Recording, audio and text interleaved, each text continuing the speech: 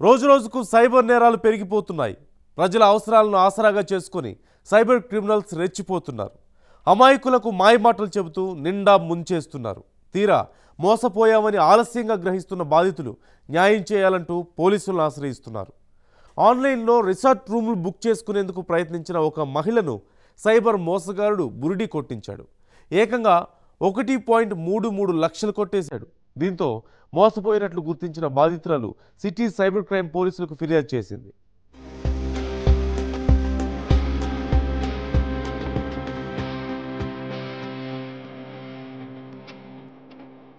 Cyber నేరగాళ్ల మోసాలు రోజురోజుకు పెరిగిపోతున్నాయి. కొత్త విధానాలు, పద్ధతులతో ప్రజలను మోసం చేసి లక్షలు దోచుకుంటున్నారు. పెరుగుతున్న టెక్నాలజీని ఆసరాగా చేసుకుని బెదిరింపులకు పాల్పడి మోసాలు చేస్తున్నారు.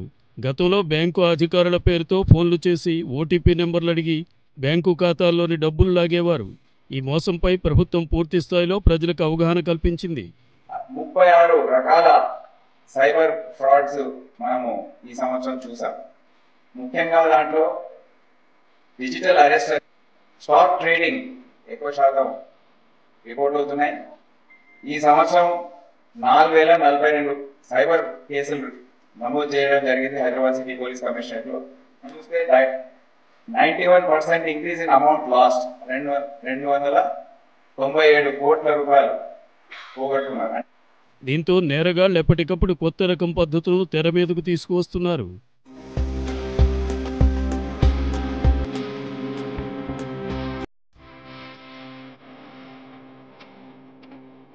హైదరాబాద్లో మరో సైబర్ మోసం వెలుగులోకి వచ్చింది.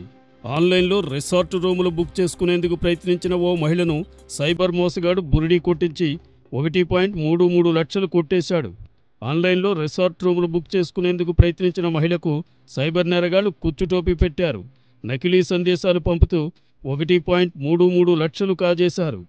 సికింద్రాబాద్ ప్రాంతానికి చెందిన ప్రభుత్వ ఉద్యోగిని ఆన్లైన్లో రిసార్టు కోసం వెతుకుతుండగా చీరాల సమీపంలో మైరా గోల్డెన్ రిసార్ట్ గురించిన ప్రకటన కనిపించింది. ప్రకటనలో ఉన్న నెంబర్ను సంప్రదించింది.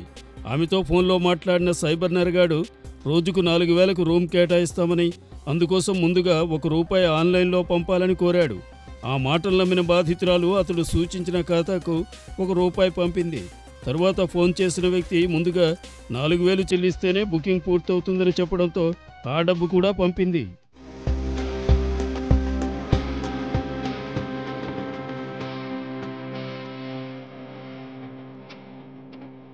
అయితే కొద్దిసేపటికి ఆమె ఖాతాలో 39,990 జమ అయినట్లు ఫోన్కు సందేశాలు వచ్చాయి.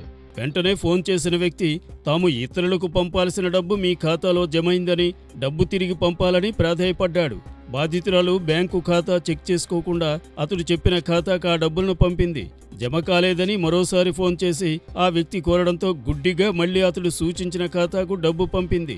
ఇలా పలుమార్లు 1.33 లక్షలు పంపిన తరువాత ఆ వ్యక్తులు సైబర్ నేరగాళ్లని గుర్తించి సైబర్ క్రైమ్ ఠాణాలో ఫిర్యాదు చేసింది. సో సైబర్ మోసాల పట్ల ప్రజలు అప్రమత్తంగా ఉండాలని పోలీసులు సూచిస్తున్నారు.